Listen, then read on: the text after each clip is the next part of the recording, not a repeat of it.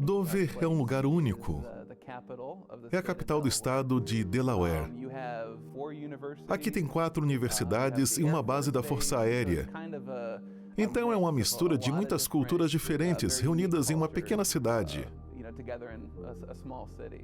Meu nome é Nicole, nasci e cresci em Dover, Delaware. Na verdade, frequentei esta igreja algumas vezes quando criança, mas na época do ensino fundamental, meio que me afastei da igreja. Depois fiz faculdade e me tornei professora aqui na comunidade.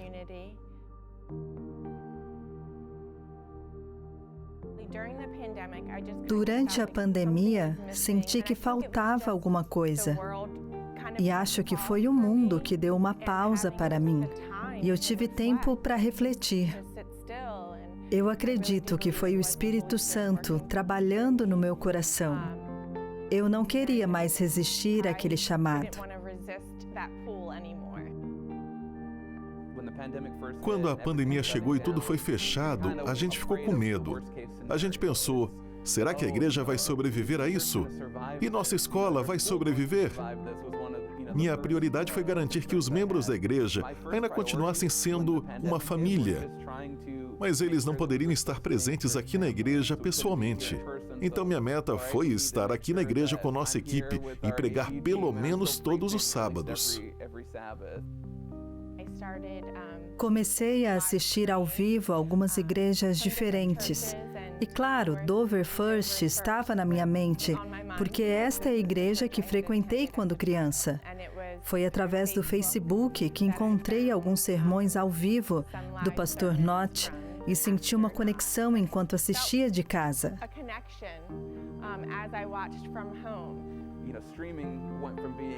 A transmissão online deixou de ser algo secundário para ser o que a igreja foi por um tempo.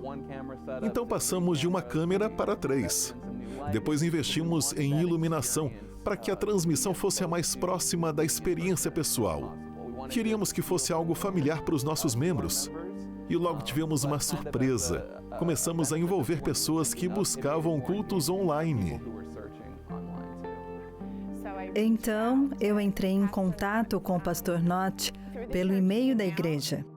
Caro pastor Evan e outros da Dover First, gostaria de reservar um minuto para me apresentar e agradecer pela transmissão ao vivo dos cultos da igreja. Recebi este e-mail em um momento muito importante. Estávamos no meio da pandemia e planejando ter encontros individuais online. Então veio um furacão e um tornado que atingiu a nossa escola e nossa igreja e causou danos significativos. Foi muito estressante. É como se a pandemia não fosse ruim o suficiente. Tudo parecia estar dando errado. E então, de repente, recebo um e-mail no meu celular. A pessoa dizia que estava assistindo os cultos online há algum tempo e agora estava pronta para entregar seu coração a Jesus. Estava pronta para se juntar à nossa igreja. Como pastor, não há nada melhor do que isso, especialmente quando é algo que você nem está esperando. O pastor Knott me procurou e eu disse que queria aprender mais. Nós agendamos reuniões pelo Zoom para fazer um estudo bíblico semanal. E foi durante essas reuniões que falei do desejo de ser batizada e que nunca havia sido batizada antes. Quando ele me contou que se mudaria para Maryland, falei, agora é a hora, quero que seja você que me batize. E ele concordou. Repassamos juntos os votos do batismo e ele me batizou em março de 2021.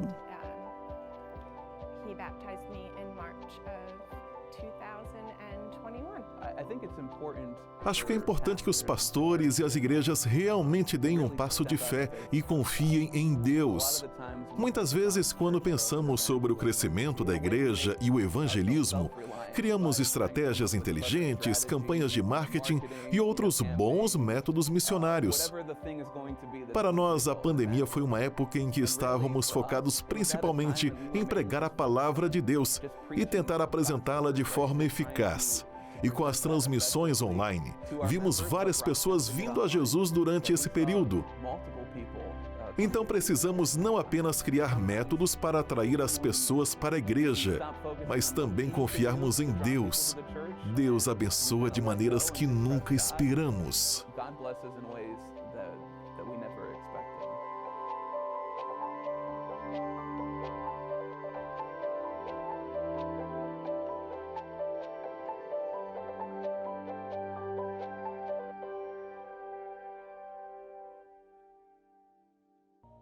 No Novo Testamento, mais precisamente no livro de Atos, nós encontramos um interessante relato quando Paulo tinha em mente seguir em sua viagem missionária e indo em direção a um determinado lugar, mas Deus, ele tinha em mente outros planos.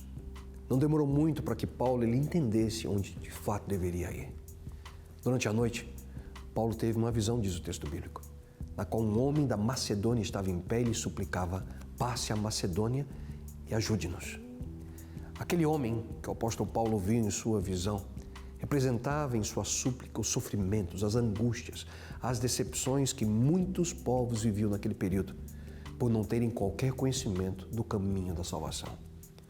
De maneira similar, hoje, nós podemos ouvir o mesmo clamor em muitas partes do mundo. Esse é o clamor daqueles que ainda não tiveram oportunidade de ouvir sobre o amor de Cristo. Estima-se que 1/3 da população mundial, 2 bilhões e 600 milhões de pessoas nesse mundo, pertencem a esse grupo de pessoas não alcançadas. Pessoas que, sem o contato direto de um missionário ou sem alguma estratégia intencional de missão, nunca saberão quem é Jesus e qual é o plano de Deus para a humanidade. Grande parte desses povos não alcançados estão em uma região que hoje é conhecida como a Janela 1040. Mas o que é essa tal de Janela 1040? É a região do nosso planeta onde habita 66% da população mundial e ocupa 33% da área total do planeta, onde encontramos 62 países. Os 2 maiores países do mundo em número de habitantes encontram-se nessa área, a China e a Índia. Os 2 juntos representam cerca de 33% da população do nosso planeta. Essa região estende-se desde a costa oeste da África até o leste da Ásia e é comparada a uma janela retangular, estando entre o grau 10 e 40 ao norte da linha do Equador. A janela 1040 é a área do mundo onde vive predominantemente os seguidores do islamismo, do hinduísmo e do budismo. O islamismo está ali atingindo 1,8 bilhões de pessoas. O hinduísmo, cerca de 1,1 bilhão. 37 dos 50 países menos alcançados do mundo estão exatamente nessa região. Nessa área estão 82% das pessoas mais pobres do nosso planeta. Bilhões de pessoas são vítimas de enfermidades, misérias, calamidades. Junto com o desafio de alcançar as áreas urbanas do nosso planeta, a Janela 1040 é, sem dúvida alguma, o maior desafio à missão que Deus colocou em nossas mãos.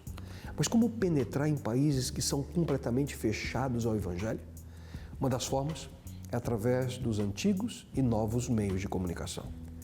Com esse intuito, a Igreja Adventista estabeleceu a Rádio Mundial Adventista, que usa frequências de AM e FM, ondas curtas, satélite e transmissões via web, para alcançar pessoas através da mensagem do Evangelho eterno. Pessoas que não seriam alcançadas de outra maneira devido às restrições políticas, à religião, barreiras culturais que são contrárias ao cristianismo e localizações de difícil acesso. Um dos principais objetivos da Rádio Mundial Adventista é compartilhar o Evangelho para pessoas que vivem nessa janela, a Janela 1040. A sua programação também é transmitida na África, outras partes da Ásia, em alguns países da Europa e também na América Latina. Em mais de 75 estúdios ao redor do mundo, os programas são preparados por produtores que dominam as línguas dos povos a serem alcançadas. Assim, os temas e as ilustrações usadas são relevantes e criam a conexão necessária com seus ouvintes. Em cada programa, as pessoas são encorajadas a iniciar esse crescimento de relacionamento pessoal com Jesus Cristo, que é sempre apresentado como a solução dos problemas mundiais e a única real fonte de paz. Atualmente, a Rádio Mundial Adventista recebe mais de 100 mil contatos através de cartas, ligações telefônicas e mensagens por e-mail dos seus ouvintes. Nós podemos imaginar que um número muito maior é alcançado pelas ondas de rádio que transmitem o amor e o plano de Deus a cada um deles.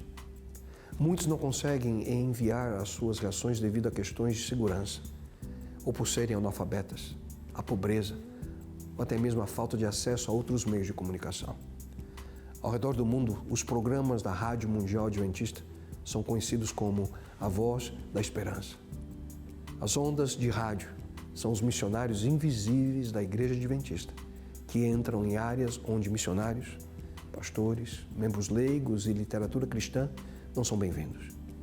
Através da tecnologia e através de novos meios de comunicação, milhares de pessoas entram em contato com a mensagem de esperança que nós encontramos aqui na Palavra de Deus. Pense comigo, qual deveria ser a nossa resposta diante desse tremendo e imenso desafio? De que forma nós podemos contribuir para a proclamação do Evangelho Eterno? Busque maiores informações no nosso website e ore. Ore pelo trabalho da Rádio Mundial Adventista.